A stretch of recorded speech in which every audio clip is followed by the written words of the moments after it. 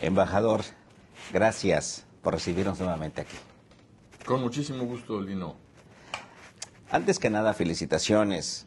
Atrasadas porque en marzo pasado cumplió 4 años al frente de la Embajada de México en Washington.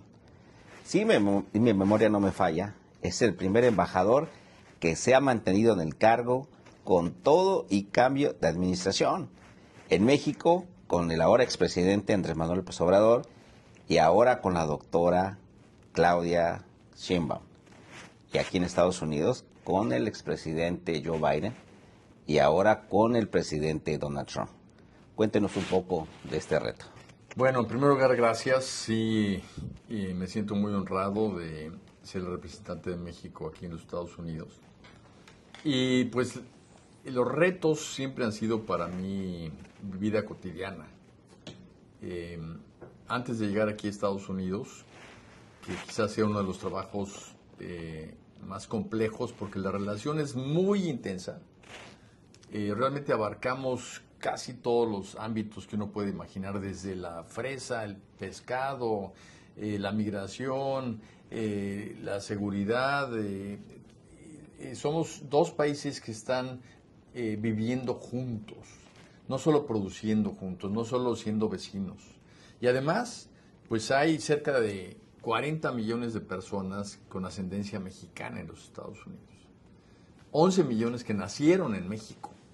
Entonces, pues yo siempre he dicho que la nación mexicana es en donde estamos los nacionales. Y estamos fundamentalmente en México y después de México en los Estados Unidos. Ahí está México. Y por ello es que también pues me da un enorme gusto que nuestra presidenta Claudia Sheinbaum le dé a el mexicano y las mexicanas en los Estados Unidos tanta importancia en su agenda, tanta importancia en sus programas y esté tan atenta de ello. En verdad, este lugar desde hace 4 años se volvió un espacio abierto para las ideas, las empresas y sobre todo para nuestra comunidad migrante. Realmente me emociona mucho escucharte decir eso porque una de las cosas que yo me propuse cuando llegué a los Estados Unidos, y lo conversé tanto con el presidente como con el Senado cuando fui a comparecer, es que yo no iba a ser embajador de México en Washington, iba a ser embajador de México en los Estados Unidos. Y es por ello que he tenido la oportunidad de viajar a casi todos los consulados, pero sobre todo de conocer a nuestra comunidad, ahí donde trabaja, ahí donde vive, ahí donde está desarrollando sus actividades. Y eso me ha ayudado mucho a comprender que la problemática de cada una de nuestras comunidades es distinta, es muy variada y además muchos están agrupados por estado, o sea, si vienen de Puebla, si vienen de Zacatecas, si vienen del Estado de México o de cualquier otro estado, pero muchos no, muchos están dispersos. Luego hay muy nueva migración, por ejemplo, de Chiapas, y todos ellos traen una cultura distinta, anhelos similares, pero en ocasiones circunstancias diferentes, y por ello es tan importante conocer en el terreno, convivir con nuestra comunidad para precisamente atenderlos. Y por otra parte, eso me ha permitido también entender más la política de los Estados Unidos y saber que la política se hace local.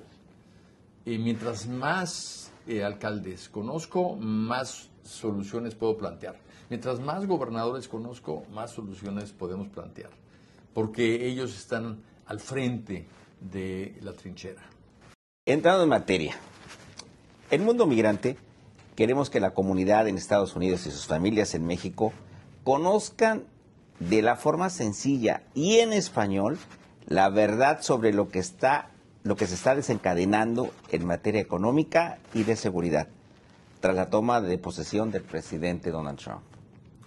Bueno, hay un tema muy importante y es que la presidenta Claudia Sheinbaum, desde que tomó posesión, ha venido trabajando en diversos programas que le preocupan para el bienestar de las y los mexicanos. eso no quiere decir que esos programas nacieron a raíz de una exigencia externa. Esos programas son parte de nuestra agenda, son parte de la agenda de la presidenta. En seguridad vemos cómo de manera muy clara está rindiendo frutos su esfuerzo, su trabajo. El nombramiento de una persona muy profesional a la cabeza de la Secretaría de Seguridad Pública, como es García Harfuch. Y por otra parte, el hecho de que se esté coordinando de una manera muy, muy importante a todas las autoridades federales, como es la Marina, el Ejército, la propia Secretaría de Seguridad Pública, y con los gobiernos estatales y las policías estatales y municipales. Entonces, aquí hay un esfuerzo de organización muy importante que ha llevado a que bajen el número de homicidios en el país. Ya se ve en las cifras. Y por otra parte, algo muy importante que coincide con una demanda de los Estados Unidos, que es que bajara el ingreso de fentanilo a los Estados Unidos, que desde que tomó posesión la presidenta ha bajado de una manera significativa, el 70%. Y estas cifras no son nuestras, estas cifras son de la agencia que ve aquí la frontera, que es CBP. Y hablemos del tema arancelario. ¿Qué nos afecta? ¿Qué no nos afecta? Cuéntenos, pero así sencillo, en español. El tema de las tarifas es un tema muy delicado, porque una tarifa, en buen castellano, es un impuesto. Y si alguien compra algo que tiene una tarifa, digamos, algo que vale 10 pesos, si la tarifa es del 20%, entonces va a valer, o más bien dicho, va a costar, vale lo mismo, pero va a costar más, va a costar 12 pesos. ¿Quién va a pagar esos 12 pesos? Pues el consumidor, la persona que finalmente consume el bien. Entonces, una tarifa es un impuesto al consumo, fundamentalmente. Es por ello que cuando se ponen tarifas a los productos de importación, se hace precisamente para encarecerlos, por una parte, y para que sean menos competitivos, para que tengan un mercado menos grande, porque la gente dice, no, pues está muy caro, no lo compro.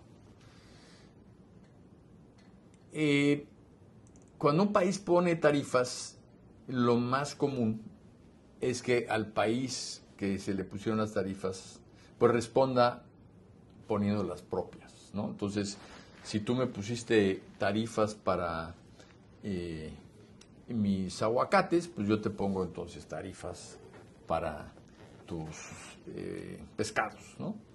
Y lo único que pasa es que empieza a darse un encarecimiento ficticio de los productos, porque los productos no es lo que valen.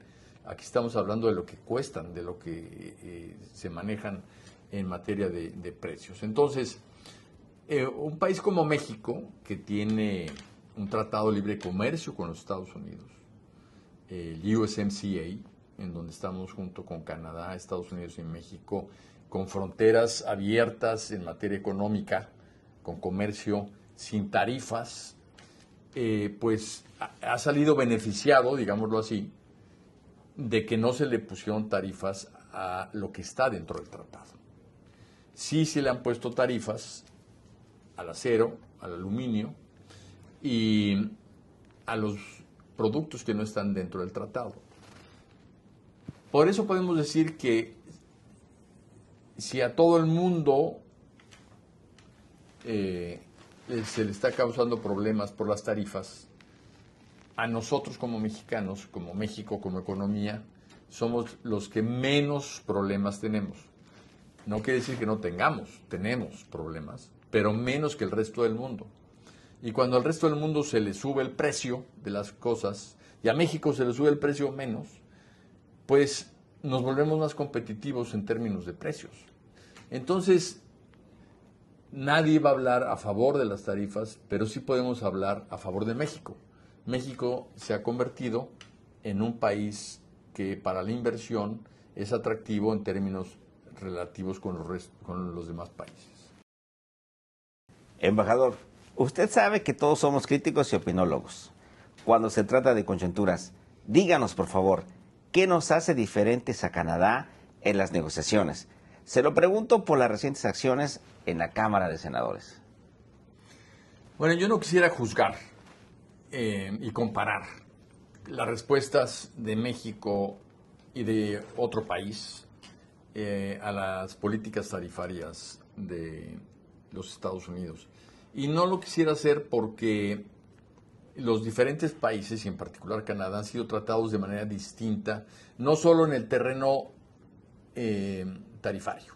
Entonces, lo que sí quisiera mencionar y me centraría es en la respuesta de la presidenta Claudia Sheinbaum a una situación tan complicada. Ella está poniendo por delante los intereses de México, la soberanía nacional en primer lugar y los intereses económicos de nuestro país.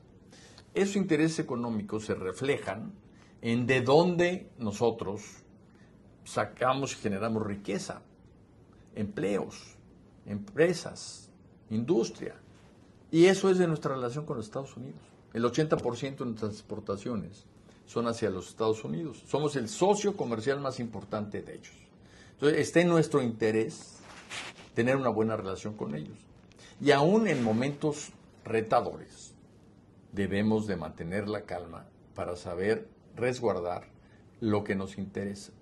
Y si hay alguien que ha podido mantener la calma de una manera ejemplar y se le reconoce en todos lados. Yo estoy aquí en Washington y se me acercan embajadores de todo el mundo, de Europa, del resto de América, de Asia, y me dicen, estamos muy impresionados por la forma sabia, inteligente y eficaz en que la presidenta de México está manejando esta situación. Y a mí me da muchísimo orgullo ser parte de ese esfuerzo junto con la Cancillería y junto con la Secretaría de Economía y todo el gobierno federal que está trabajando en esto, acompañando a la presidenta.